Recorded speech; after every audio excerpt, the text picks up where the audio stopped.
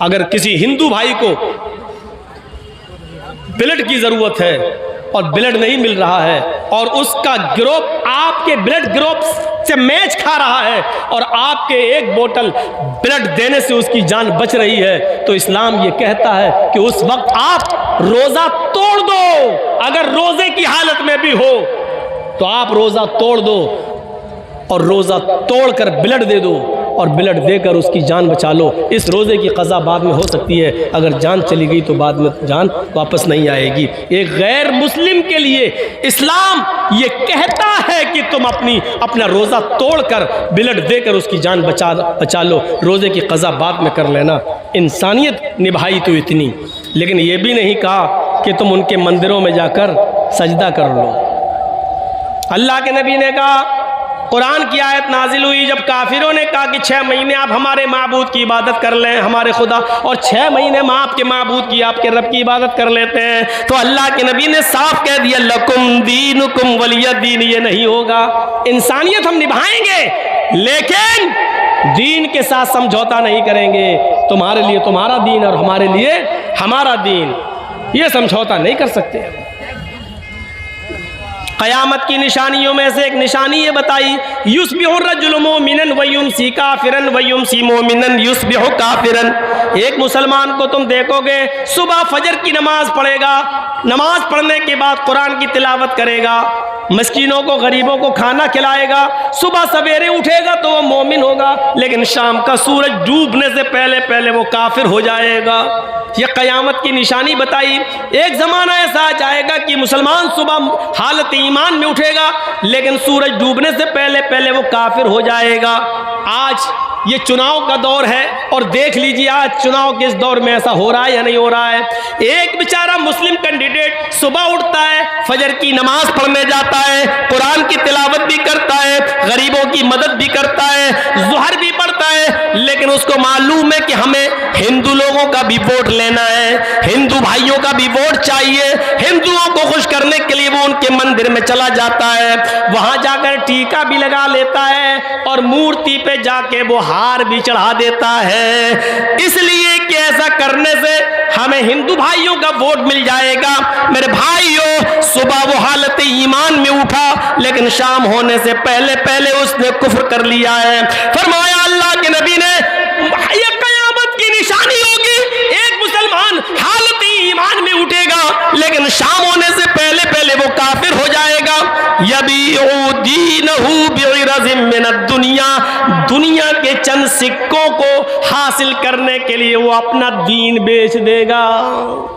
दुनिया के चंद टुकड़ों को पाने के लिए वो अपना दीन का सौदा कर देगा। दुनिया के चंद सिक्कों के लिए वो अपने दीन की सौदेबाजी करेगा। अपने मुआशरे और समाज पर ऐसे मुस्लिम कैंडिडेटों पर नज़र रखो जो गैर मुस्लिमों का वोट पाने के लिए टीका भी लगा रहे हैं और मूर्तियों पर हार भी चढ़ा रहे हैं। और दलील क्या देते हैं, अरे हिंदू भाई भी तो कैंडिडेट है, वो भी तो रोज़ा रख लेता है या इफ्तार पार्टी में आ जाता है, वो भी तो टोपी लगा लेता है, हमें क्या मतलब है, हमें उससे क्या मतलब है वो क्या कर रहा है। लेकिन आपकी शरीयत आपको इजाजत नहीं देती है कि आप मंदिर में जाकर टीका लगाएं। टीका लगाना ये मुशाबिहत है गैर मुस्लिम से, और मन तशब्बह बिक़ौमिन फहुव मिन्हुम, जो जिस कौम की मुशाबिहत करेगा क़यामत के दिन उसी के साथ उठाया जाएगा। मूर्तियों पर फूल और हार और मालाएं नहीं चढ़ाई जा सकती। अगर आपने मंदिर में किसी मूर्ति पर फूल और मालाएं चढ़ा दी तो माफ कीजिएगा बहुत से लोग दलील दे देंगे, जब आपका नेता मूर्तियों पर फूल और हार माला चढ़ा देता है तो हमने कब्रों पे अगर फूल चढ़ा दिए तो कौन सा जुर्म किया है, हमने यहाँ चादर चढ़ा दी तो कौन सा जुर्म किया है। मेरे भाइयों, किसी भी पत्थर पर फूल और माला नहीं चढ़ाया जा सकता है, उसके सामने हाथ जोड़ के खड़ा नहीं होया जा सकता है। अगर शरीयत ने किसी पत्थर को चूमने की इजाजत दी है तो वो सिर्फ हजरे अस्वद है जो खाने काबा में लगा हुआ है, सिर्फ उस पत्थर को चूमने की इजाजत दी है। अगर आसानी के साथ वहां जा सकते हो और उसको छू सकते हो तो छू लो, और चूम सकते हो तो उसको बोसा दे दो। लेकिन अगर ये आसान ना हो, भीड़ बहुत ज्यादा हो, तो हाथ का इशारा कर लो, बस इतना काफी है और आपको सवाब मिल जाएगा। दिल में नियत करो, अगर भीड़ ना होती तो मैं जरूर चूमता, लेकिन मैं नहीं चूम पाऊंगा क्योंकि भीड़ बहुत ज्यादा है। दाहिना हाथ उठाकर इशारा कर दीजिए और अपना चक्कर लगाना शुरू कर दीजिए।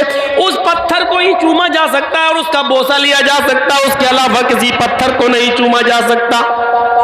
लेकिन हजरत उमर फारूक का जब जमाना आया तो उमर फारूक को डर लगने लगा, इस पत्थर को लोग चूमते हैं, ऐसा ना हो कि इस पत्थर को आगे चलकर लोग इसको खुदा बना ले, माबूद बना ले, कहीं इस पत्थर से रोजी रोटी ना मांगने लगे, इस पत्थर से कहीं औलाद ना मांगने लगे, इस पत्थर को बाबरकत पत्थर समझकर बरकत के हुसूल के लिए बैठने न लगे। तो हजरत उमर फारूक ने तवाफ करने से पहले उस पत्थर पे हाथ रख के कहा था, आए पत्थर, अन्नका हजरुन ला तनफउ वला तजुर, आए पत्थर तू सिर्फ एक पत्थर है, आए हजरे अस्वद तू सिर्फ एक पत्थर है, तू किसी को नफा नहीं पहुंचा सकता, तू किसी को नुकसान नहीं पहुंचा सकता, तेरे अंदर नफा देने की और नुकसान पहुंचाने की ताकत नहीं है। मैं तो सिर्फ तुझे इसलिए चूमता हूं क्योंकि मुहम्मदुर रसूलुल्लाह को मैंने चूमते हुए देखा है। अगर मेरे नबी ने तुझे न चूमा होता तो मैं भी तुझे नहीं चूमता।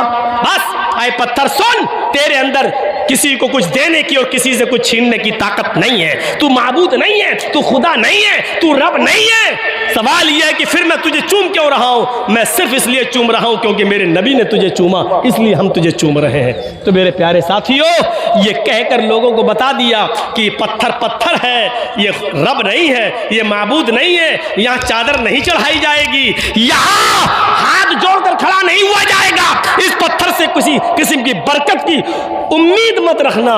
बस एक सुन्नत है उसको चूमना, एक छूना और बोसा लेना सुन्नत है। मेरे प्यारे साथियों, ये इस्लाम की शीतल छाया और इस्लाम की साफ और शफाफ तालीम है, इसे हमें और आपको गौर करना चाहिए और लेना चाहिए और सीखना चाहिए। ये मजहब सबका है। आओ, अगर नमाज है तो आपके यहाँ पर भी है, कलमा है तो आपके यहाँ पर भी है, अगर ज़कात देने का हुक्म दिया है इस्लाम ने तो आपके यहाँ पर भी दान व खैरात का है। सुबूत व दानम दीक्षिता, हाय अर्जुन, ज़्यादा से ज़्यादा गरीबों मिस्कीनों में दान दिया करो, दान देने से पाप मिटते हैं। अगर हमारे यहाँ रोज़ा है तो आपके यहाँ पर भी व्रत है। हाँ, एक फ़र्क ज़रूर मिलता है, हमारे यहाँ मरने के बाद इंसान दोबारा कुत्ता बिल्ली चूहा नहीं बनता है और आपके यहाँ मरने के बाद आवागमन है। अच्छे कर्म किए होंगे तो फिर से मनुष्य बनाकर पैदा किया जाएगा, लेकिन बुरे कर्म किए होंगे तो अपने अपने कर्मों के मुताबिक इंसान को सजा मिलेगी। मनुस्मृति पढ़िए, एक एक गुनाह की सजा लिखी हुई है। 2-3 सजाएं मुझे याद हैं। रिश्वत खाओगे तो कुत्ते का जन्म होगा, जुआ खेलोगे तो भैंस का जन्म होगा, किसी लड़की पर गलत नजर डालोगे तो तुम्हें अगला जन्म लड़की का होगा, चोरी करोगे तो अगले जन्म में बिल्ली बनाए जाओगे। ये हमें याद है मनुस्मृति के, वरना उसमें बहुत कुछ लिखा हुआ, ये करोगे तो आलू बनोगे, ये करोगे तो गोभी बनोगे, ये करोगे तो बैगन बनोगे, ये करोगे तो फूल गोभी बनोगे, ये करोगे तो यहाँ तक कि हरा धनिया हरा मिर्चा, ये करोगे तो ये बनोगे। पूरी एक लिस्ट है, दाल चावल तक की लिस्ट है, ये करोगे तो दाल बनोगे, ये करोगे तो चावल बनोगे, ये करोगे तो मतलब सबकी एक लिस्ट है। यानी ये सारी सब्जियां जो आप देख रहे हो ये पाप के नतीजे में मिल रही हैं हमें और आपको।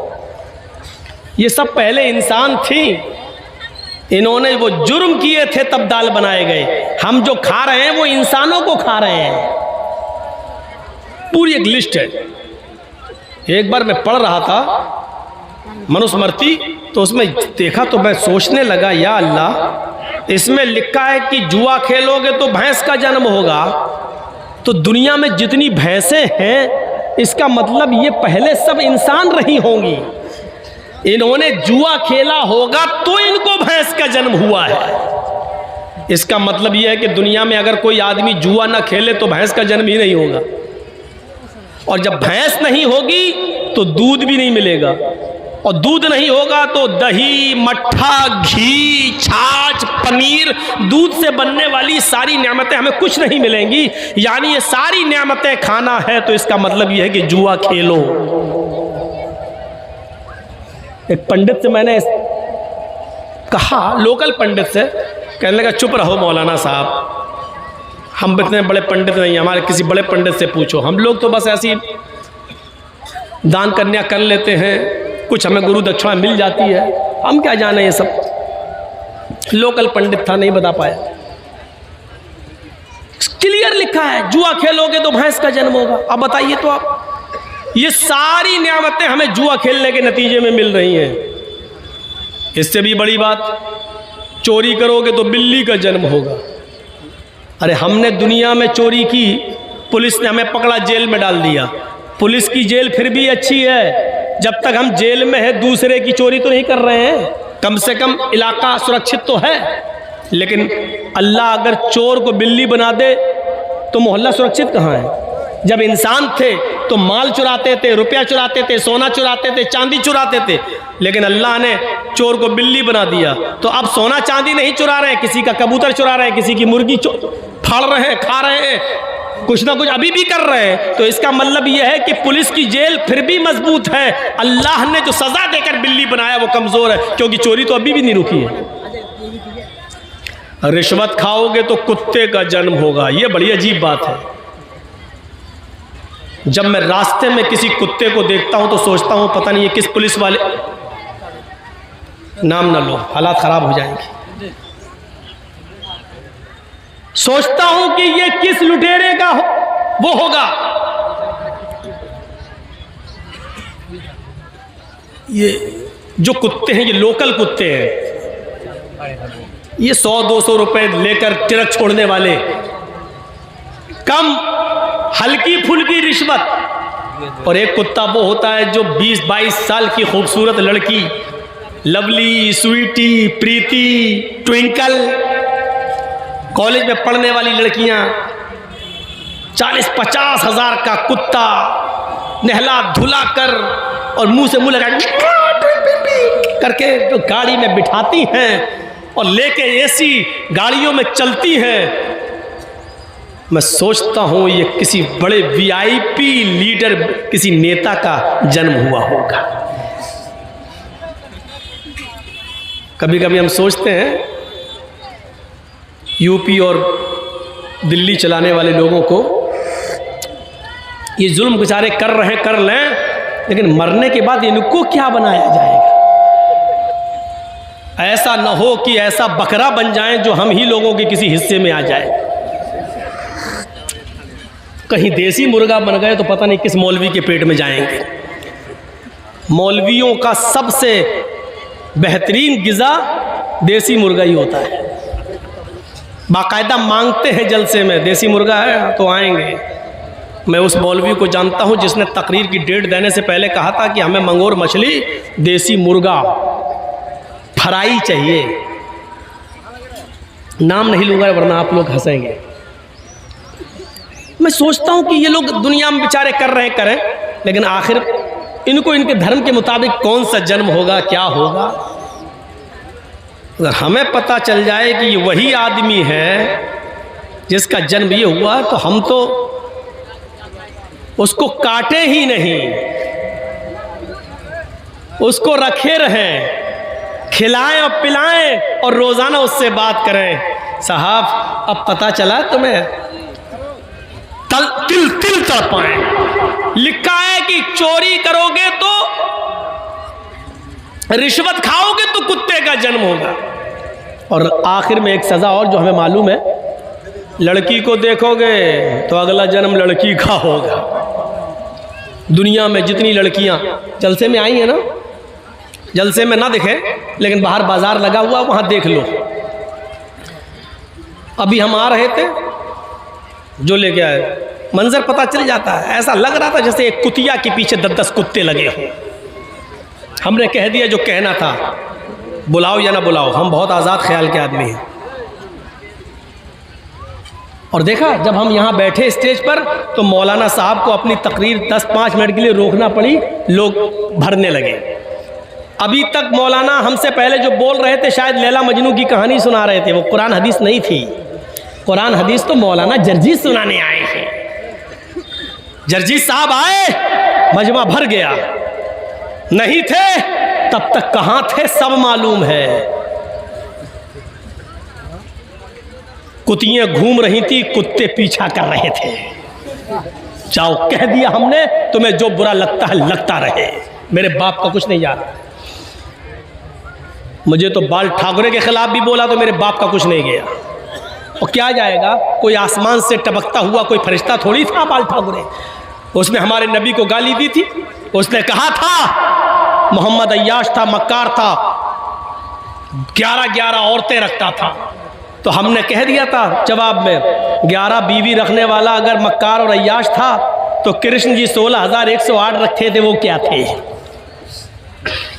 उसने फिर तकरीर में कहा था अगर मैं प्रधानमंत्री बन गया तो हरा रंग बंद कर दूंगा। हरा रंग मुसलमानों का रंग है, इस्लामी रंग है, मैं हरा रंग बंद कर दूंगा। हर जगह लाल रंग के झंडे को, केसरिया रंग के झंडे को लागू कर दूंगा।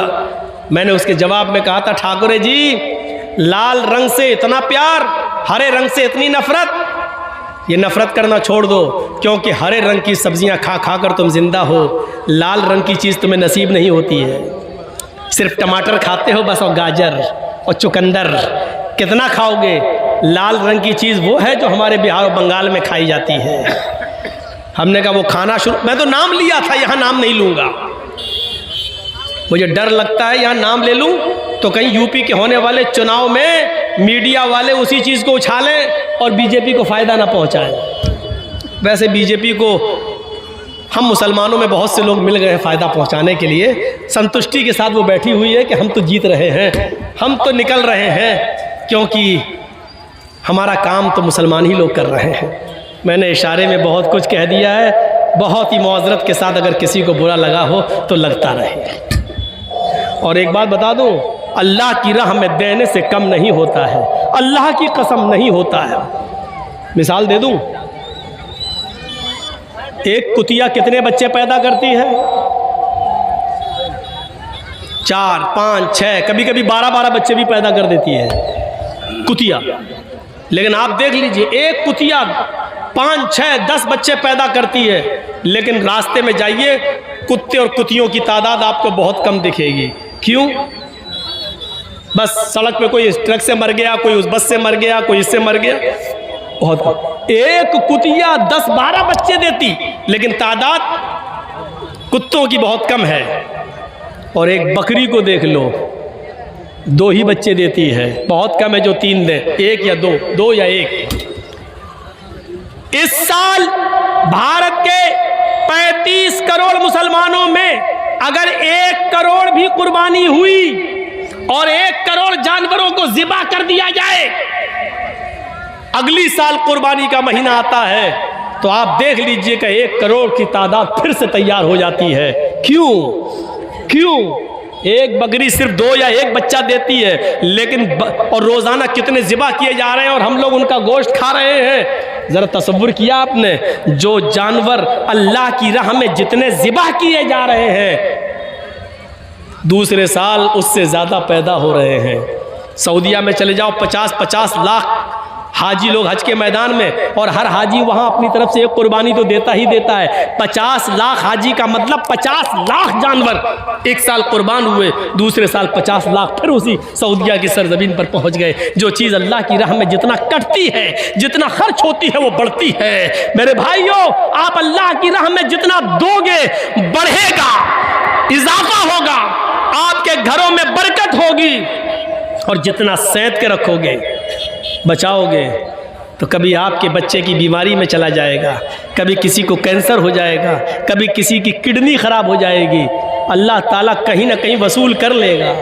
इतना याद रखिए, ये सदका और खैरात आने वाली बलाओं को टाल देती है, आने वाली बलाओं को दूर कर देती है। अल्लाह के नबी ने फरमाया, तकदीर में सारी चीज़ लिखी जा चुकी है, अगर तकदीर में लिखी हुई किसी मुसीबत को अगर तुम दूर करना चाहते हो तो तुम सदका और खैरात करो। जाओ, क्योंकि सदका और खैरात आने वाली मुसीबतों पर रोक लगा देती है। मेरे भाइयों, दुनिया में यही सदका और खैरात कर जाइए, ताकि अगर हमारी मौत एक्सीडेंट से लिखी है तो सदका हमारे उस एक्सीडेंट को टाल दे। अब आप कहोगे कि तकदीर में तो सब लिखा है, हमारी मौत जब, तो तकदीर में ये भी लिखा होता है कि इस आदमी की मौत एक्सीडेंट से लिखी है, लेकिन 1 महीना पहले ये सदका और खैरात करेगा और हम इसकी मौत को टाल देंगे। ये भी तकदीर में लिखा हुआ है, ये भी तकदीर में लिखा हुआ है। मेरे भाइयों, इस्लाम के अंदर पूरे के पूरे दाखिल हो जाइए। एक मुसलमान दूसरे मुसलमान की इज्जत व आबरू को समझे। चलिए, 2:10 हो चुके हमारी घड़ी में। मेरे भाइयों, मैंने 10 मिनट फिर भी ज्यादा ले लिया है आपका, फिर भी आपको देखकर थोड़ा सा रहम आ गया है हमें। मैं चाहता हूं कि 10 मिनट और बैठ जाऊं आपके पास, और इस बैठ कर मैं इंतजार कर लूं। आपने जिस तरीके से चंदा करना चाहिए और होना चाहिए वो नहीं दिया। मेरी इन मिसालों के बाद, सदका और खैरात की बात कह देने के बाद, सदका और खैरात से माल बढ़ता है ये कह देने के बाद, चलिए मैं 10 मिनट का टाइम आपको और देता हूं, और इसके बाद फिर मैं आपसे अपील करता हूं कि अब मेरे कम सुनने ही पर आज इक्तिफा कीजिए। जिंदगी रही तो फिर कभी बुलाइएगा, और इंशाअल्लाह मैनेजमेंट और टाइम के मुताबिक